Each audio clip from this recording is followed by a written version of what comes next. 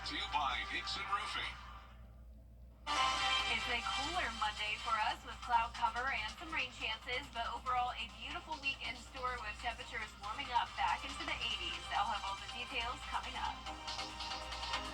Now on News Channel 6 at 5, reopening cemeteries in Augusta, how the damage from Helene is affecting places of mourning, as your news at 5 starts now. Live from Television Park, this is WJBF News Channel 6 at 5.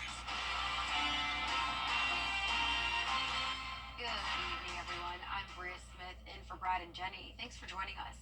Coverage you can count on begins with Augusta city leaders. Meteorologist Jennifer Chachi joins us for a first check of the weather. And Jenna, it's not quite April yet, but we did get a chance to see some of those April showers. Yeah, we definitely did, and that's helpful because we are in a drought right now, so any rain is beneficial. But overall, a beautiful sunny weekend we had, but the rain did come through on this Monday morning, bringing mostly just trace amounts, but over in our western counties, over a tenth of an inch, and even up to around a quarter of an inch in Crawfordville and down in Wrightsville. And there's still more rain on the way. Notice the cloud cover persisting and a few spotty showers now in Aiken County, and then more widespread light rain that's now exiting Emmanuel and into Scrubbing County. Now it's all because of this cold front pushing through. High pressure will briefly take back over tomorrow, bringing us some sunshine, maybe still a brief shower tomorrow evening, but for the most part the rain will finish up by the rest of this evening. You can see our Terry Lambert Hyundai Skyview cam showing very cloudy skies here in Waynesboro, but it is dry at the moment. Winds are breezy coming out of the southwest. We're seeing sustained winds up to 13 miles per hour in Augusta, 10 in Aiken and Barnwell, 8 in Waynesboro, and the gusts are now up to around 20 to 25 miles per hour as that cold front pushes through the area. And winds will remain pretty breezy over the next couple of days, and you can see the temperatures are cooler than they were 24 hours ago by a whole 13 degrees in Augusta. So unlike the 80s we had over the weekend, we're back down to the 60s for the most part. Augusta down to 66, briefly made it to that 70-degree mark earlier, 68 in Barnwell, 66 in Millen, Louisville at 67, 64 now in Wrightsville, and 65 in Washington. So just a mild day for us, but a high relative humidity due to the rain and clouds. For the rest of our evening, still keeping that rain chance through the 9 o'clock hour, with temperatures staying around the same, only dropping to the low 60s by 9 o'clock tonight. As we look ahead, we'll continue to see those chilly mornings in the 40s, but we're warming up to almost 80 degrees on our Tuesday. Lots of sunshine with low chances of rain, but with the sunshine and the dry weather, we do have that fire danger threat continuing throughout the week. I'll have more details in your full Vapor 6 forecast coming up, but back to you, Bria. All right, Jenna, thank you. A former Wilkes County teacher has been arrested, accused of having an improper relationship with a student. 25-year-old Bonnie Brown was arrested last week in Greene County and charged with sexual contact by an employee. Brown is accused of having sexual contact with a student last year in Greene County, but was most recently a teacher at Washington Wilkes Primary School. The Wilkes County School District says it was not aware of the investigation until Brown's arrest, and she is no longer employed with the district. Wildfires are burning in upstate South Carolina and North Carolina. Scarlett Lisjack has more on the fire in Polk County. It's a windy day in Polk County as 3 wildfires continue to burn close to 5,000 acres combined. Increased wind activity is not only going to have increased fire behavior, so more extreme fire behavior, but our air resources, our aviation resources can only fly in certain weather conditions. Fire officials are focused on containing the 2 largest fires, Black Cove and Deep Woods fires, which are located in an area devastated by Hurricane Helene. Access is continually an issue for us. Not only are we having to work our way through down trees and debris just to get to where these fires are, because they are burning in very remote areas, but a lot of these roads and accesses are very tight, one way in, one way out type of situation. We're told resources have been pouring in from all across the country. Not only in North Carolina, but all over the country, as far away as Washington State. And so we've gotten more resources today, and we'll continue to receive resources in the coming days. Officials are also asking people not to impede on their efforts. What we're trying to do is keep as many spectators out as possible. We have a lot of people wanting to come in to take photos. We need to try to keep those individuals out so we can provide safety and security and let the emergency services personnel get to where they need to be. It's very dangerous. If the weather shifts or the wind shifts, it could put them in danger as well. And then we would have to rescue them, basically. Some downtown Augusta business owners are heading to City Hall. The Broad Street project is on its way to the Central Business District, and this will impact traffic patterns and parking. Tuesday, business owners from the area are scheduled to discuss with commissioners the project's design and management. Commissioners say the two big issues are parking and communication. We asked engineering to come back and have either equal or more parking spaces as well as communication. Communication's key for the downtown area, especially when they start closing other roads. That way it gives a little bit of planning ahead. Broad Street businesses we talked to are expressing concerns about the pending construction and what the city will be doing to lessen the impact. A major downtown Aiken project, once seen as a game changer, now faces big questions. Aiken Bureau Chief Sean Cabotstock has more. The multi-million-dollar development here off of Newberry Street was supposed to house Savannah River National Laboratory. But even with budget talks raising concerns about the project's future, city leaders say it's still on track. The $20 million Newberry Street project is funded by a DOE settlement. USC Aiken and Savannah River National Lab are expected tenants, but no leases are signed. The building will house office space in 6 universities, including USC Aiken. If SRNL doesn't sign on, officials have no backup plan for now. So I do believe that we would not have embarked on this if we were not going to see it ultimately fulfilled. So I'm extremely confident, and frankly, I've heard nothing that leads me to believe otherwise. City leaders believe SRNL is still a part of the project. Those talks are continuing as construction moves forward. In Aiken, I'm Aiken Bureau Chief Sean Cabotstock, WJBF News Channel 6.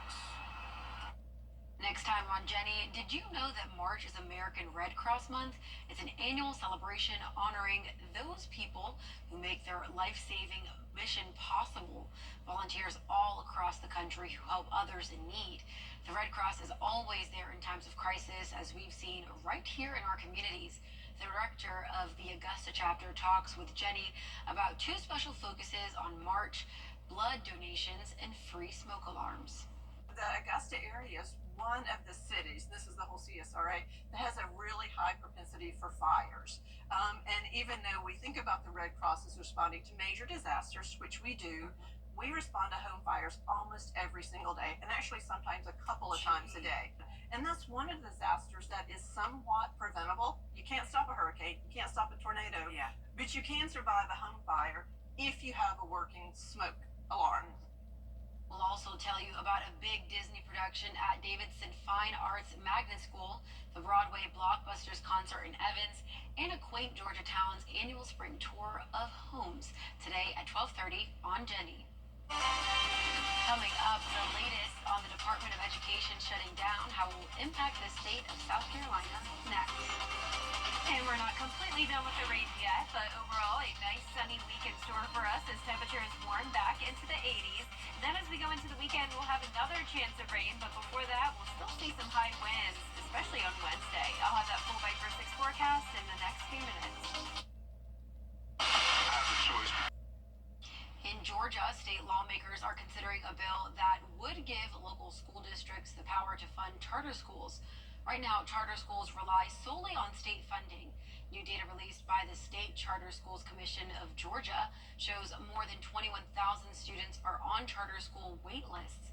Advocacy groups and charter schools are now pushing lawmakers to cut the red tape and get more funds to keep charter schools from shutting down. I'm here because we have such incredible demand for seats at our schools. We currently have about 4,000 students on the wait list for our two existing campuses. We are seeking to open additional seats. We are seeking to open additional campuses to accommodate this demand. But there's just a lot of legislative problems standing in the way. State lawmakers have until April 4th to approve this bill and any other legislation as the 40-day legislative session comes to a close. Still ahead, a local hospital recognized for its workplace culture. why Piedmont was named one of the best workplaces for women after the forecast. Weather headlines on WJBF News Channel 6. Brought to you by Hickson Roofing. If your roof needs fixing, call Mr. Hickson. Years ago, I lost. Now, your most accurate forecast with WJBF Live 5/6. Welcome back. I hope you're having a nice Monday so far and staying dry. We are tracking some scattered showers still as the cold front's pushing through. Notice some of that spotty activity moving into Hancock County now, and then some widespread light rain from Emmanuel up towards around Bamberg County. So south of Swainsboro, along I-16, Oak Park, Stillmore, and Twin Cities, seeing that light rain, and then over towards the east, the southern part of Screven County, and then up towards Allendale and Bamberg, seeing some light showers as well. Other than that, it's dry throughout the rest of the CSRA. This is a look at our Terry Lambert Hyundai Skyview cam from Wellstar MCG Health. Very cloudy outside, and the clouds will stick around throughout the rest of this evening. We're sitting at 66 degrees, so pretty mild with a southwest wind of 13 miles per hour.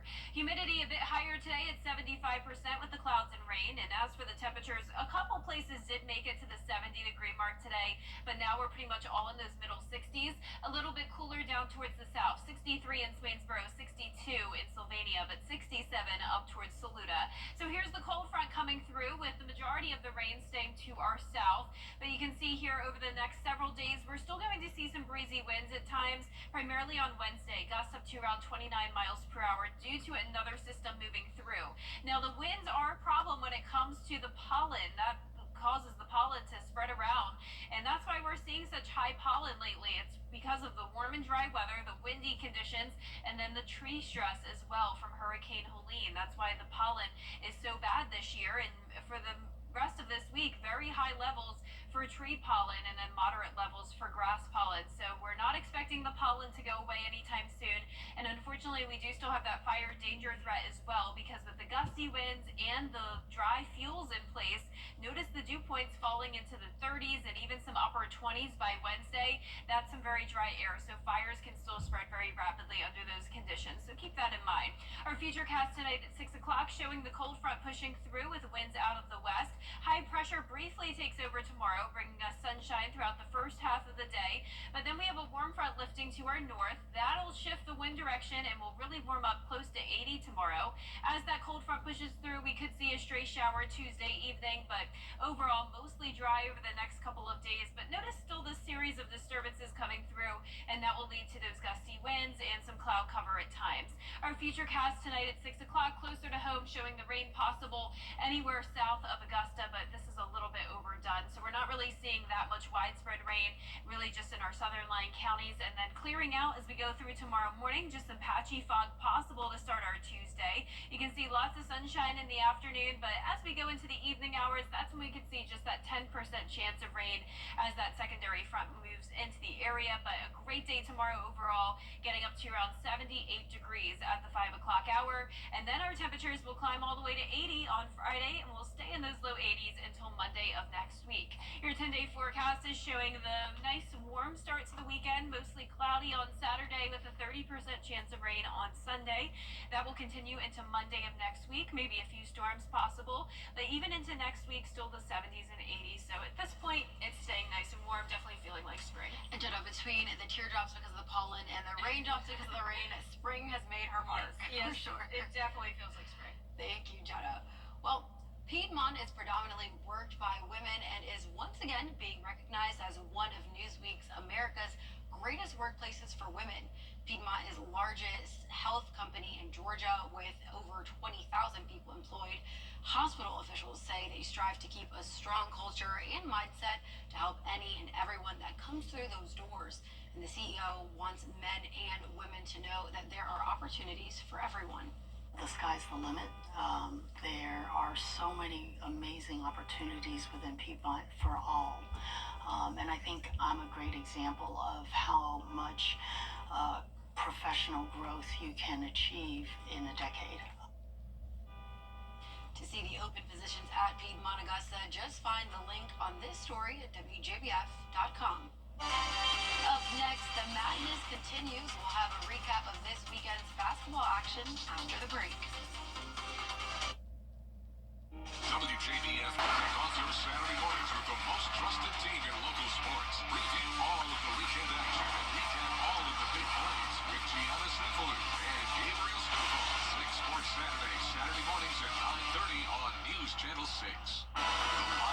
6 mobile app. Download it today. This week, the Sweet 16 for the NCAA men's basketball tournament will tip off. Lil Reeves has a look at the highlights from the round of 32. There are 16 teams left dancing in the men's NCAA tournament. To the freshman Queen, who's driving, floats it. Overnight, Maryland earning their spot in the Sweet 16 with an incredible last-second win. On the right side of a buzzer beater, with life into the Sweet 16. The confident freshman Derek Queen turning into a king in the final seconds. His fall-away jumper ending the Cinderella story of 12-seed Colorado State. One of the youngest players on the court who took one of the biggest shots of the tournament. That was my first game winner. I was a little bit nervous, but I knew like we was due for one, and I had to make this. And there will be a new champion this year. Florida survives and going to the Sweet 16. Two-time defending champs UConn losing a thriller to number 1 seed Florida, 77-75. Senior guard Walter Clayton Jr. leading the way for the Gators with 23 points. Hall of Fame coaches John Calipari and Rick Pitino facing off in the tournament for the 5th time.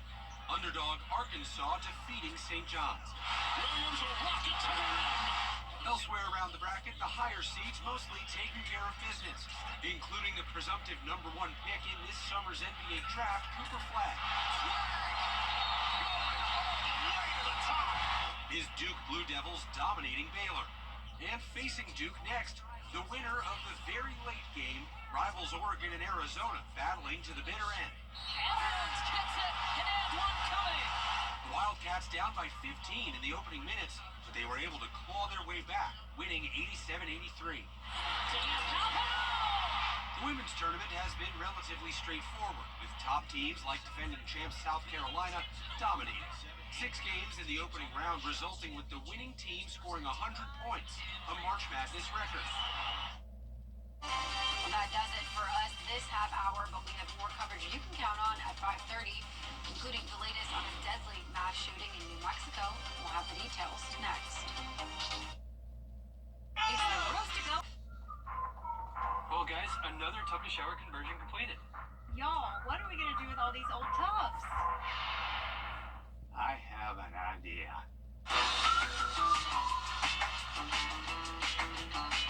Join the Bathfitter family today with 0% interest financing for 24 months.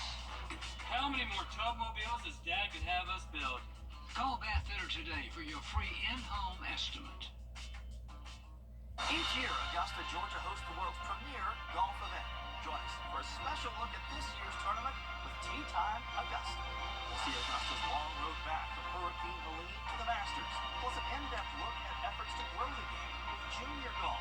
And it's been 20 years since the shot on 16. Join us for Tee Time Augusta. Monday, April 7th at 5:30, presented by WJBF News Channel 6. Masters coverage you can count on. The CSRA is full of amazing women. Women who inspire. Women who innovate. Women who lead. That's why News Channel 6 brings you Women to Watch. On the last Wednesday of each month, News Channel 6 recognizes local businesswomen who are making a positive impact in our community. Nominate someone today at WJBF.com. Sponsored by Goodwill. The CSRA. It's full of interesting people, fascinating stories, and plenty of stunning sights to see. Join Brendan Dawson as he hits the road, experiencing the fun adventures and wonderful people of the place we call home.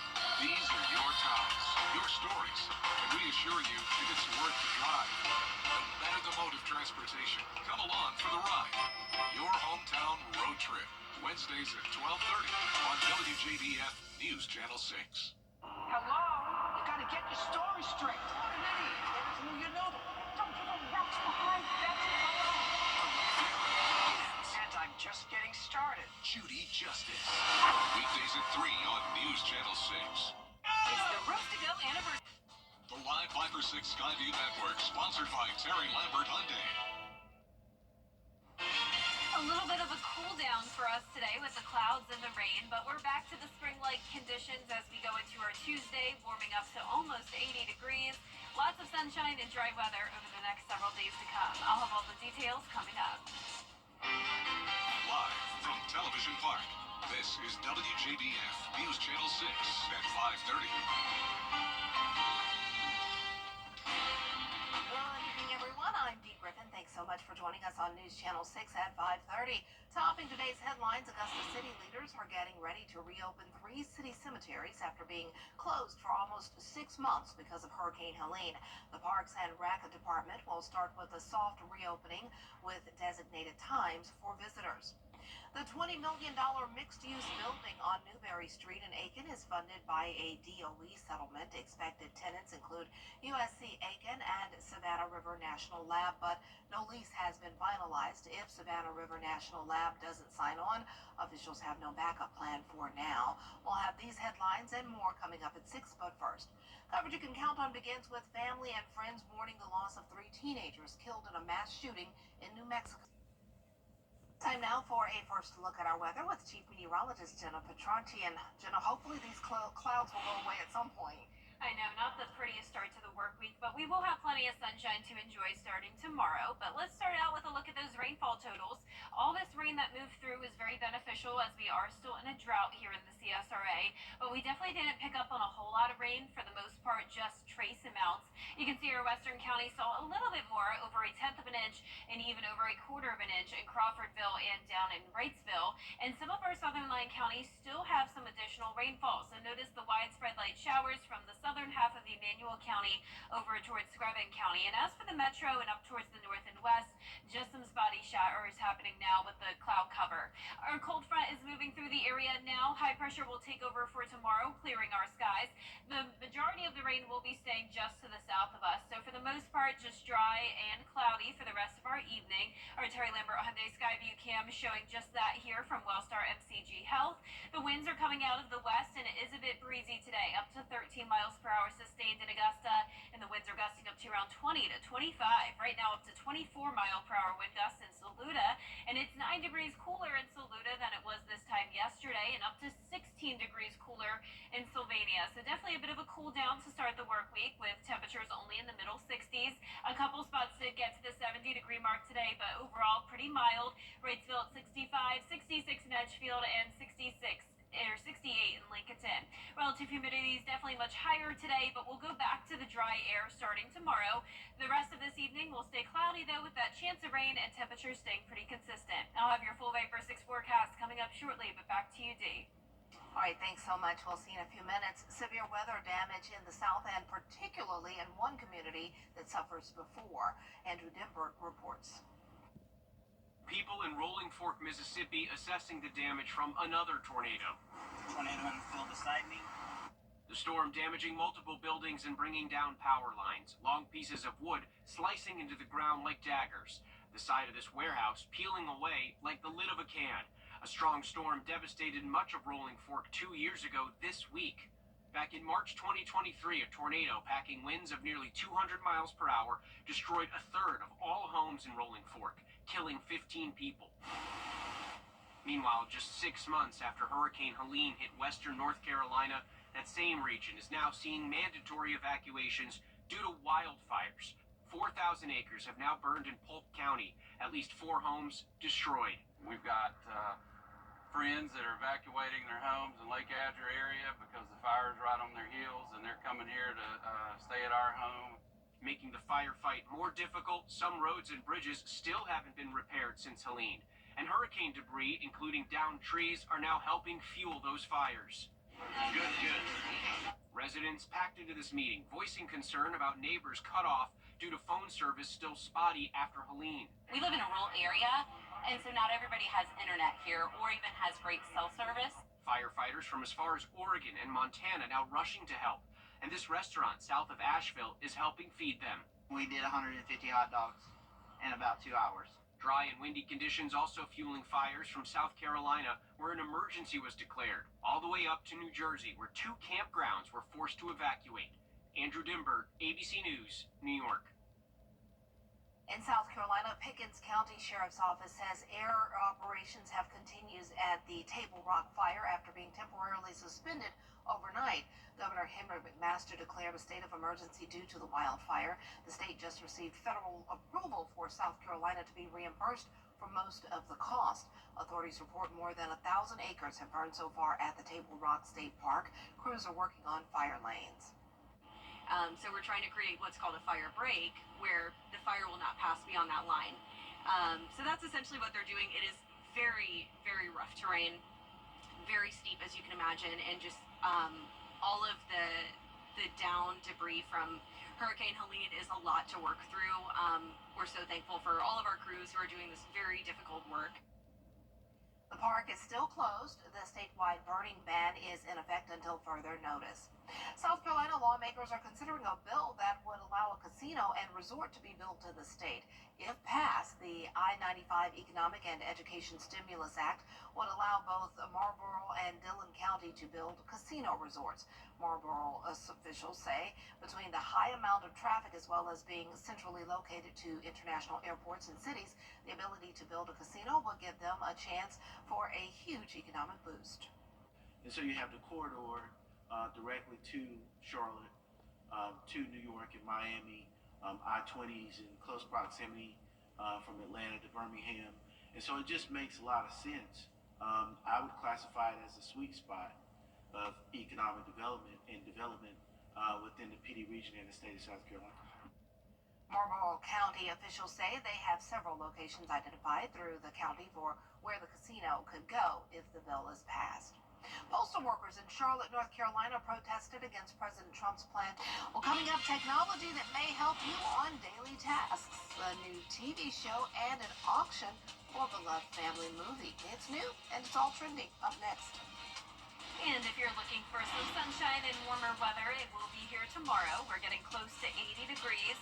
We will have some gusty winds throughout this week, maybe a stray shower here and there, but overall mostly dry until we get to this weekend. I'll have all those details coming up. This week, after Channel 6.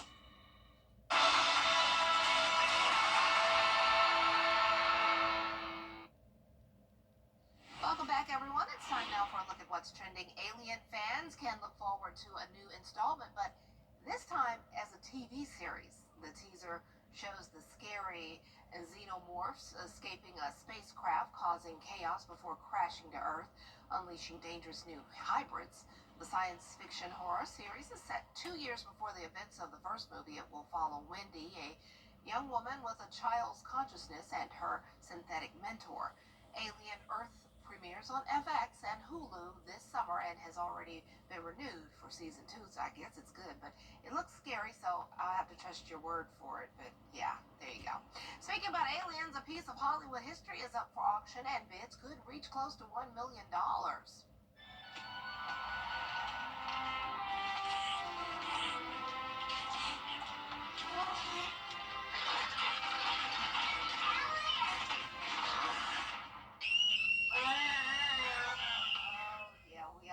E.T., the graphic artist behind the 1982 movie E.T., is auctioning off the original on-screen model of the alien.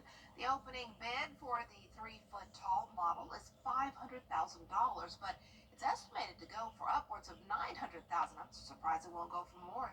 That's a pretty big deal. Sotheby's is accepting bids until April 3rd, so it'll be interesting to see how much they actually net for that. Oh, what a great movie. From techie accessories to smart home safety, our buddy Rich DeMuro has useful gadgets that make life a little easier. Take a look. What a great movie. From techie accessories to smart home safety, our buddy Rich DeMuro has useful gadgets that make life a little easier. Take a look. I'm always on the hunt for gadgets that are unique, cool, and fun. Here are some I found recently. First up, a USB-C cable that won't tangle. The Momax MagLink uses a magnetic winding design to keep it perfectly coiled. No more fighting with cable clutter, just 15 bucks. Need a little extra screen space? Check out this portable monitor from ViewSonic. The 16-inch display connects to your computer wirelessly, giving you more room to work. It has a built-in battery that lasts about 3 hours on a charge. and works with both PCs and Macs. Just plug in the wireless dongle and you're good to go. It's lightweight and comes with a carrying case that doubles as a stand. The cost, $300. The last thing you want when you're away from home is a water leak. Zircon, the company known for its stud finders, now makes a simple, smart water detector.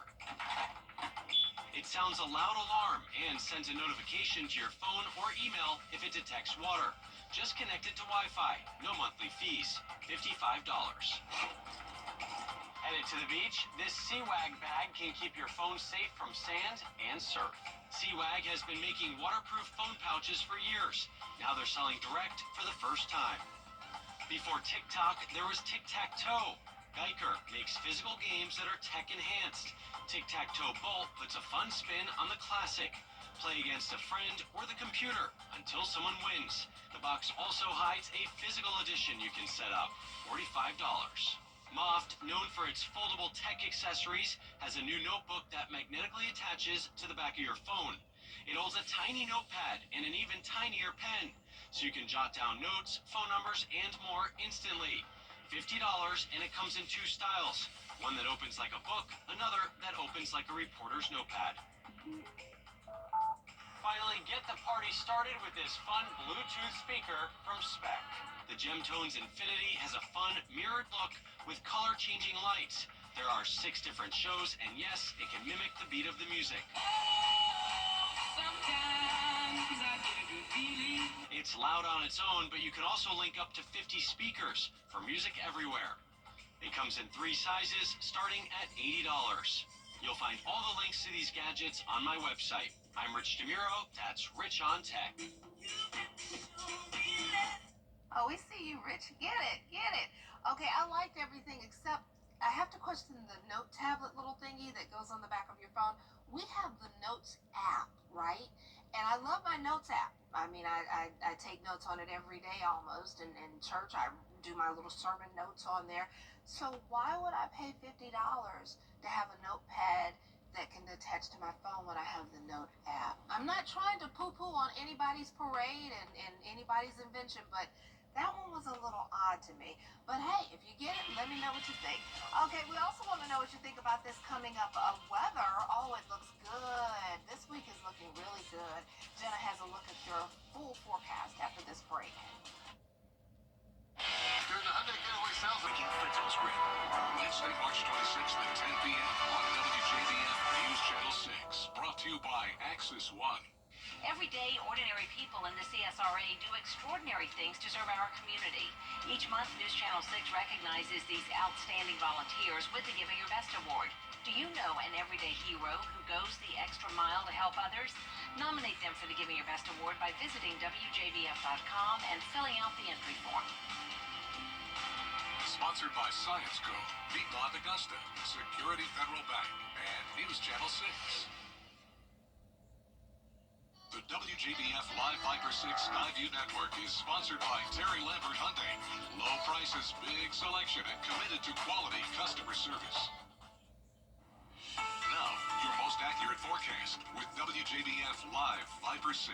Welcome back. I want to start out with a special shout out. Last Friday, I went over to Brookwood Elementary School for the first time, and I spoke with this awesome group of 4th grade students. They were so engaged, and it seemed like by the end of the presentation, every single one of them wanted to be a meteorologist one day, and a lot of them came up to present the weather and did a fantastic job. The staff was great as well, so thank you so much to Brookwood for having me, and I hope to return again next year. Here's a look now at Live Viper 6. We did have a rainy start to our Monday, and now it's mostly dry, but we have a few showers moving into Hancock County, and a little bit more widespread light rain from Emmanuel over towards Allendale County. So Swainsboro, you're seeing the showers at the moment. Same thing down in Oak Park, south of I-16, and up towards Stillmore as well. And then just the southern half of Jenkins and Scrubbing County, right around downtown Sylvania, and up towards Fairfax and Allendale County, seeing those light showers. Our Terry Lambert Hyundai Skyview cam showing a cloudy view, breezy winds, and it's definitely pretty damp outside there in Swainsboro. City 66 degrees outside in Augusta, southwest wind of 13 miles per hour. Humidity higher today at 75%, and a couple spots did make it to 70 today, but overall much cooler than it was over the weekend because of the clouds. So we're mostly sitting in those low to middle 60s. A cold front's pushing through now. High pressure will take over for tomorrow, bringing a nice sunny day. We'll still have the chance of a few showers the remainder of this evening. And then over the next couple of days, we're pretty much drying out, but those winds will be gusty between 20 to 30 miles per hour. So keep that in mind. Our futurecast tonight at 8 o'clock still showing some of that rain south of Augusta. Cold front moves through. High pressure clears us out tomorrow, but then a warm front's lifting to our north. That'll bring a southeast wind, really warming us up tomorrow. But then a cold front knocks our temperatures back down a few degrees on Wednesday. And once again, we will have some windy conditions, primarily on Wednesday. That's when we could see gusts up to 30 miles per hour. And you can see those winds will start to come in from the northwest again, dropping us back down to the lower 70s.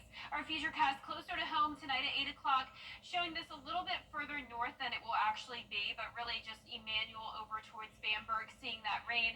It's out of here completely by midnight with clearing skies, possible patchy fog developing overnight, but overall a nice sunny start to our Tuesday. And it doesn't look like much is going on, but then notice as we go into around 5 to 6 o'clock in the evening, we'll see a little bit more cloud cover and maybe just a 10% chance of a stray shower. And other than that, it's going to be a dry week. So here's a look at that day planner tomorrow. Starting out chilly, 45 degrees. That southwest wind warming us up to 78 in the afternoon. And then our high temperatures get to the low 80s as we go into Friday and all the way through next Monday. So above average temperatures are on the way as we get to that first week of April. Here's a look at that 10-day forecast. Lots of sunshine to enjoy with the slight chance of rain as we go into Sunday and Monday of next week. Maybe a few storms as well. So we'll be watching that. But overall, enjoy the sunshine this week, and we'll be right back. There's strength in numbers. At George. More people are going old school and using disposable cameras again, but how can you get that perfect selfie without seeing it first? Younger generations have a suggestion. You'll need a phone. Open your camera on your phone, grab your disposable camera, and position it to take a selfie. Then place your phone behind your camera so you can look at the viewfinder eyepiece. Now look at the screen of your phone and move the camera until you find the ideal selfie position. Question. I have a question. Why can't you just do a selfie with your phone and then print that? I don't know. That's it for this half hour. We'll have more coverage you can count on coming up next at 6. Weather headlines on WJBF News Channel 6. Brought to you by Hickson Roofing. If your roof needs fixing, call Mr. Hickson. Welcome to a vacation.